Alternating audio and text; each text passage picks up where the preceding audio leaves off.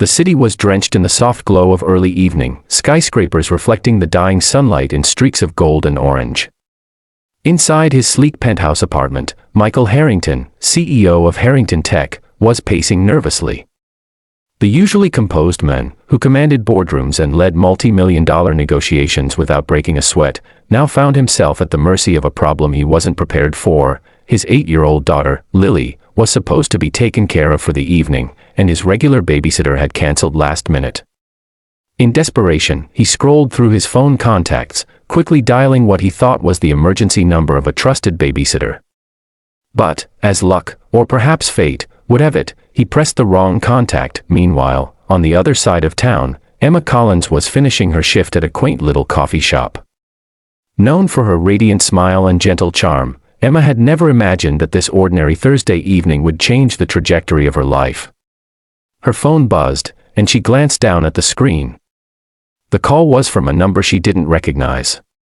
"Hello," she answered cautiously. The voice on the other end was anxious, hurried, and unfamiliar. Michael's words tumbled out in a flustered rush. I need someone immediately. It's an emergency. My daughter, she needs a babysitter, and, oh, I think I may have dialed the wrong number." Emma, sensing the panic but intrigued by the urgency, agreed to help without hesitation. She wasn't a professional babysitter, not officially, but she had a kind heart and plenty of experience with kids in her extended family. "Don't worry," she said reassuringly. "I can be there in 20 minutes.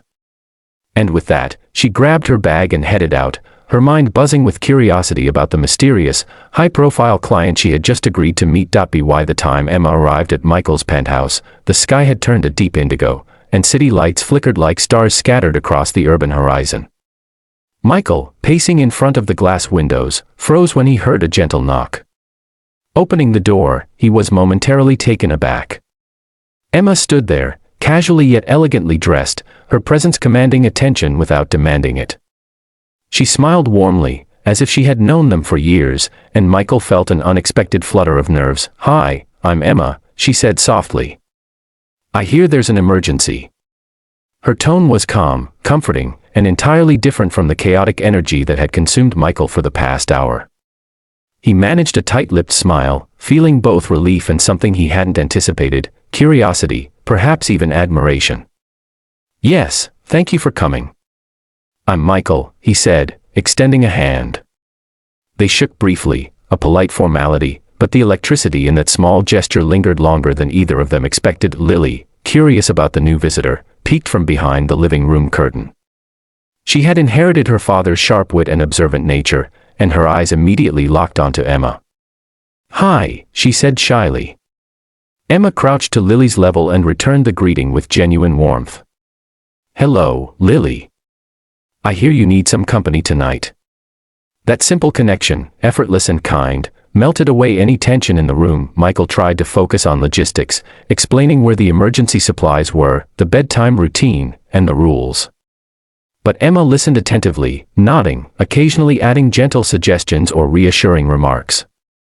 She didn't just follow instructions, she adapted seamlessly, reading both Michael's stress and Lily's comfort level, and finding a balance that neither had anticipated. As the evening progressed, Michael retreated to his office, ostensibly to manage work, but he found himself stealing glances at Emma and Lily through the open doorway. The scene was simple yet profoundly affecting. Emma animatedly told a story about a magical forest, and Lily laughed freely, her tiny hand clutching Emma's as if she had always belonged there. Michael felt a pang in his chest, an unfamiliar emotion, watching someone effortlessly connect with his daughter. Minutes turned into hours. Dinner was served with easy conversation, laughter echoing through the apartment. Emma had a way of transforming the ordinary into something magical. She turned a rushed, stressful evening into a sanctuary of warmth and light. Michael couldn't remember the last time he felt this relaxed, this at peace with someone he had just met. And yet, there was a magnetic pull he could neither deny nor fully comprehend. By bedtime, Lily was tucked in, murmuring happily about the stories Emma had shared. Michael, still pacing, finally allowed himself a moment to speak openly. I don't know how to thank you," he admitted, his voice betraying vulnerability he rarely showed. Emma smiled softly, brushing a strand of hair behind her ear. "You don't need to thank me," she said. "I just wanted to help." Her honesty, her authenticity, struck him more profoundly than any grand gesture ever could. There was a pause, a quiet moment between them.